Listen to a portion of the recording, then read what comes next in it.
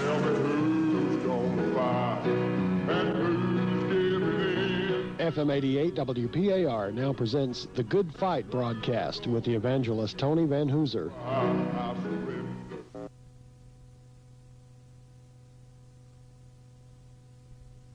Good evening. Welcome to the Good Fight program. This is going to be the last week that this program will be on the air, so I thought that I'd give my testimony this week. On July the 10th, 1983, I was saved. And I'm going to give you some of the events that led up to that day. I was 21 years old, and I was living in Dyersburg, Tennessee. It's a small town in northwest Tennessee, about 80 miles north of Memphis. And this one day in March of 1983, we received a phone call from Kentucky that my grandmother was on the edge of death, that she was in the hospital. So we loaded up the car and we went up to Kentucky that night. And we walked into to the hospital, and we sat around her bed that night till about 2 or 3 o'clock in the morning. And I remember going down the hall to smoke a cigarette, and my aunt come running down the hall saying, "Come on, come on." And I didn't realize, I thought that maybe my grandmother was coming out of it. But I ran down the hall, and I looked into the room, and there was the nurse taking my grandmother's pulse, shaking her head, saying that she was gone. Well, the next day, we all went to my grandmother's apartment, and we found on her coffee table her Bible open, and we found next to her Bible a prayer request that she had written to Jerry Falwell, requesting prayer for the people in her family, that they would be saved. Well, the next day at the wake, when I looked over into the casket and saw my grandmother laying there, I cried, and I just bawled. I lost it. I lost it. And they asked me to be a pallbearer at her funeral, and I agreed. And when I helped to carry my grandmother to the grave, I want to tell you something. Death became real to me. It became real. Even the day my mother says she could kick herself for ever allowing me to do that. Because, I mean, I tore some people up that day. I bawled like a baby. I cried. I almost went into hysterics. But I tell her, I said, "Mama," I said, that was the greatest, that was probably the best thing that ever happened to me. Because death became real to me. And some of you out there listening to me right now, you think that you're going to live forever. You think that death, if it ever comes, you'll worry about it then. But I want to tell you something. You need to realize that you're going to die, that you can die tomorrow. And you need to fix that thing that, you take care of maybe the burial plot.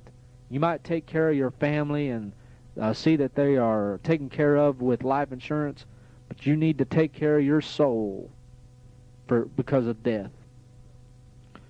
Well, I thought it was over with for about the next month. I mean, I thought I got over it. Well, I remember laying in my bed one day after getting off work. I had worked third shift, and I came home. I think I drank a couple of beers, and I was laying in bed thinking about my grandmother, about the fact that I wouldn't see her again. And something just as plain as day. I've tried to explain it to people since then, and I can't. But just as plain as day, somebody, you couldn't tape it. You couldn't tape it if you had a tape roller, and you couldn't tape it. It was inside my heart. Somebody said, "You're going to hell," just like that. Well, I jumped up. I mean, it scared me. I've never experienced nothing like that before. I jumped up out of bed, and my heart started pounding. My blood pressure shot up to 490. My heart rate was going so fast that I thought I was going to have a heart attack. and I started hyperventilating. I started breathing so fast that I couldn't catch my breath. So I put my clothes on, I jumped on the motorcycle, and I raced over to the emergency room. And I went in there, and they checked me out. They done every test that they could on me. And they came back, and they said, Mr. VanHooser, there's nothing wrong with you. And I said, I know, yes there is, I'm dying. They said, no, there's nothing wrong with you. Well, they said, they gave me a shot, and they sent me home, and it calmed my nerves down for that day, and I passed out. And I thought, well, maybe it's over with. Maybe it was just an isolated incident. Well, it wasn't. It wasn't. About a week later, it happened again. I started hyperventilating. I couldn't catch my breath, and I started feeling numb, and I thought I was having a heart attack. It just kept happening. And over the next month and a half, I think I went to the hospital emergency room about 3 times. It got to the point that the people in the emergency room, when they saw me coming, man, they just started laughing. There's nothing wrong with you. There's nothing wrong with you. And I said, yes, there is. I'm dying. They said, well, go to your family doctor and let him check you out. So I went to my family doctor, and I let him check me out. And he checked me out. And he said, there's nothing wrong with you. There's nothing physically wrong with you. He said, you're just suffering from depression. Here, let me give you some pills. And he gave me some pills, and then those pills didn't help me at all.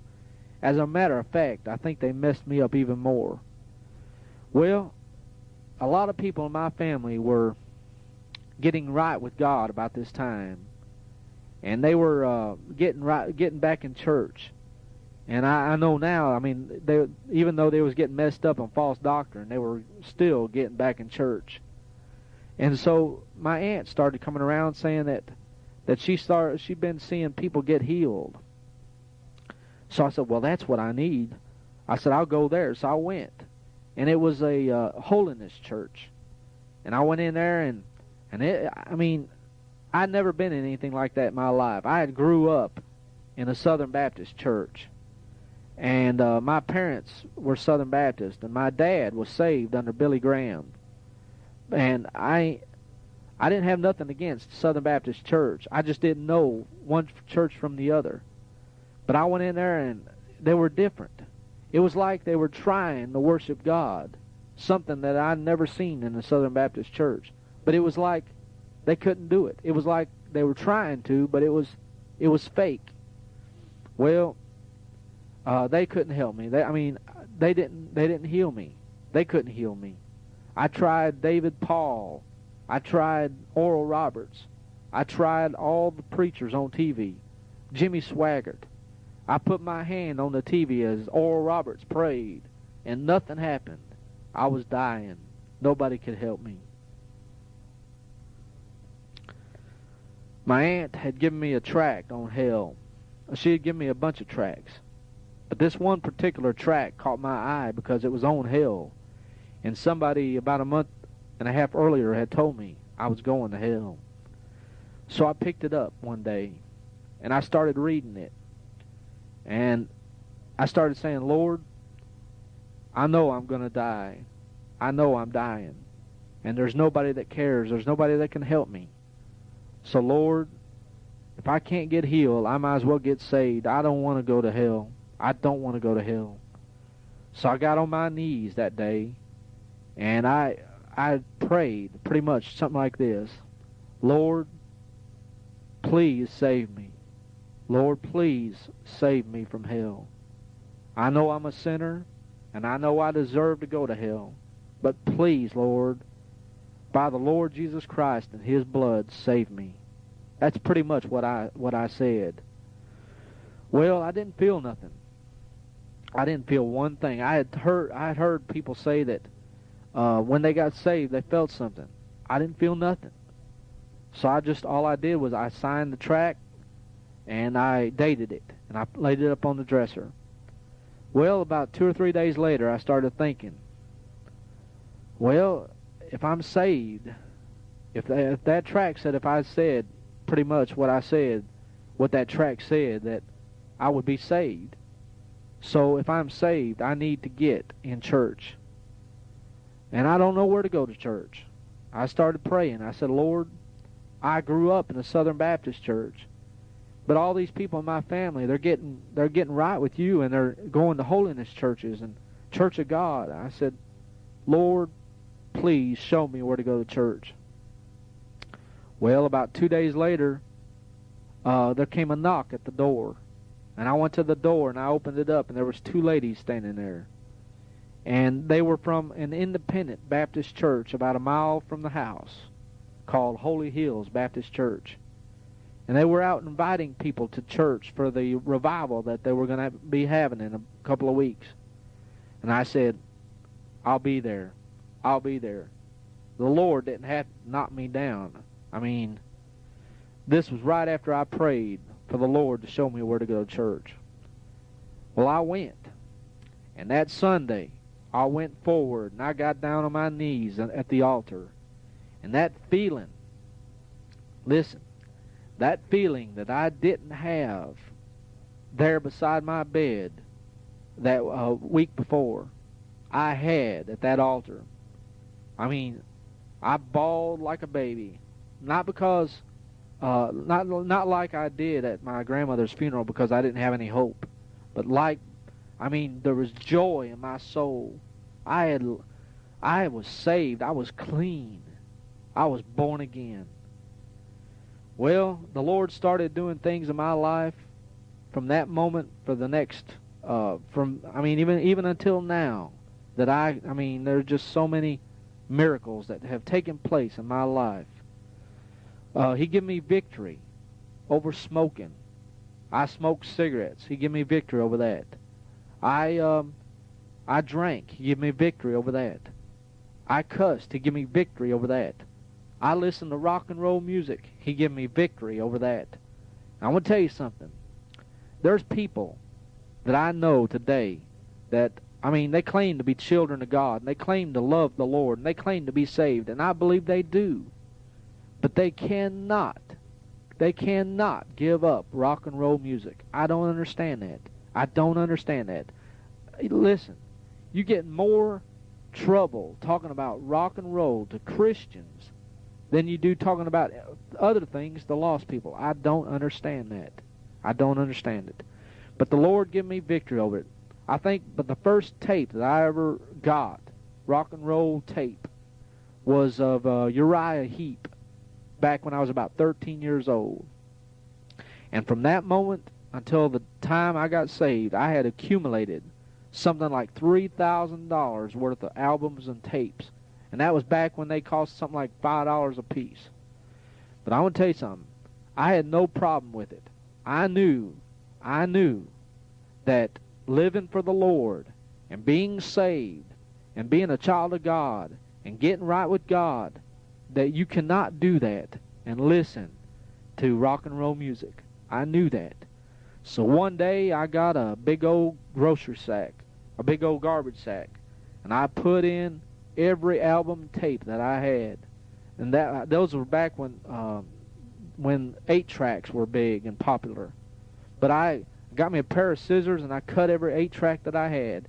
And I got me a hammer and I broke every album that I had. And it felt so good. It felt so good. You know why? Because these idiots had lied to me all these years and told me that joy and happiness was in music, was in drugs, was in alcohol, was in partying, was in sex. And they were liars. They were liars. They were lying to me. And I wanted to be clean of all sin. And I got rid of it. A couple of years ago, when I went home to Tennessee, me and my mother and my dad was riding in the car. And the subject come up of the music that I used to listen to. And my mom said, I could not stand that music you used to listen to. And I said, well, like who, Mama? She said, that one group you used to listen to, what was their name? She said, Kiss. And I said, yeah. She said, I couldn't stand them. And she said that other group, they were even worse. And I said, well, who was that? She said, Led Zeppelin. And I said, yeah. She said, I couldn't stand them either. She said, but that one group that you used to listen to constantly, I mean every day, she said, I couldn't stand them above all of them. And I said, well, who was that? She said, she thought for a minute. She said, Leonard Floyd. I said, I started laughing. I said, yeah, Mama. I said, I don't listen to Leonard Floyd anymore. And I don't listen to Pink Skinner either. I give them up a long time ago. I'm going to tell you something. If you're saved and you're a child of God, you need to give up that rock and roll music. It has no part, it has no place in a Christian life. Well, the Lord started doing a lot of things in my life. And I started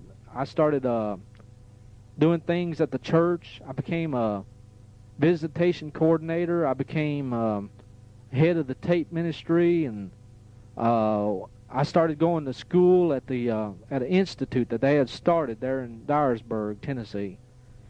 And it just seemed like I couldn't do enough for the Lord. I couldn't get enough. I couldn't get satisfied. I just wanted to do more and more and more. Well, the Lord, I felt like the Lord called me to preach. And so I went to Pensacola, Florida, the Pensacola Bible Institute. And I was down there for about a year and a half. And something took place in my life that I'm not going to go into. But the Lord, something happened. And I prayed, and I prayed, and I prayed, and I prayed, and I fasted, and I prayed. But it was like the Lord just wouldn't answer my prayer. I mean, it felt like, but I'm going to tell you something. The Lord was there. Every time that we go to church and we get up and the congregation would sing, "It is well with my soul." I mean, salvation and heaven and the Lord became so real to me that every time we sang it, I had to run the aisles and shout and jump for joy. I'm going to tell you something. Salvation became real. The Lord became real. But He didn't answer my prayer. He didn't answer my prayer. And I got mad at God. I got mad at Him. And I want to tell you something. You listen to me good. Most of the people that are saved and they're children of God and they walk with God and they go back out into the world and they backslide on God and they get out of fellowship with the Lord, it ain't because they don't have any power over sin. It ain't because that they just messed up one day. Nothing like that. It's because something happened in their life, most of them. Something happened in their life, and they sought God over it, and God didn't answer them, and they got mad at God, and so they turned their back on Him. They turned their back on Him. And I'm not going to justify myself. I know what I am, and I know where I've been, and I know I'm just nothing but a sinner. If it wasn't for the grace of God and the mercy of God, man, I'd be in hell today. I know that. And about 3 years ago, I found myself in the same place. Not geographically, but practically and spiritually speaking. I found myself in the same place where I was when I turned my back on God. And I mean, it was like the Lord came back and said, "You remember me?" And I said, "Yes, Lord, I remember you." And I spent something like 6 months of every waking moment on my face before God, just begging God for mercy. And He's had mercy on me. And I told the Lord, I said, "Lord, anything more than a ton of dirt on my face is a double blessing from you." And that's true. That's true. I've got nothing to complain about. I'm going to heaven. I've got heaven as a home. I'm going to live for eternity with the Lord in a city. I mean, a city that's got streets of gold, man. And listen, if you're not going there, you're going to another place. There's only 2 prepared places. The Lord said, "I go to prepare a place for you." And that's in heaven. And the Bible says that hell and the lake of fire was prepared for the devil and his angels. That's where other people are going. If you're not saved, you're going there. I hope and I pray that you will be saved today. Don't put it off.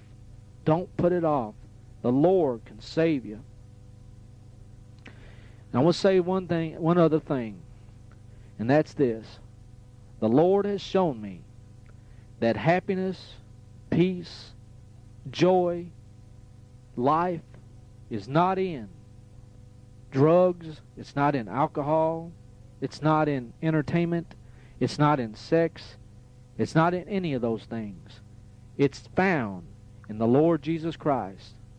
My favorite verse is Psalms chapter 16 and verse 11. It goes like this. Thou wilt show me the path of life. In thy presence is fullness of joy. At thy right hand there are pleasures forevermore. God bless you. Good day. Tell me who's gonna fight and who's giving in. You've been listening to the Good Fight broadcast with the evangelist Tony VanHooser. The mailing address, Post Office Box 1311, Newton, North Carolina, 28658. Listen every Saturday evening from 7:30 until 7:50 for the Good Fight broadcast here on FM 88 WPAR. Mention our call letters when you write. We'll hold this rock, I'll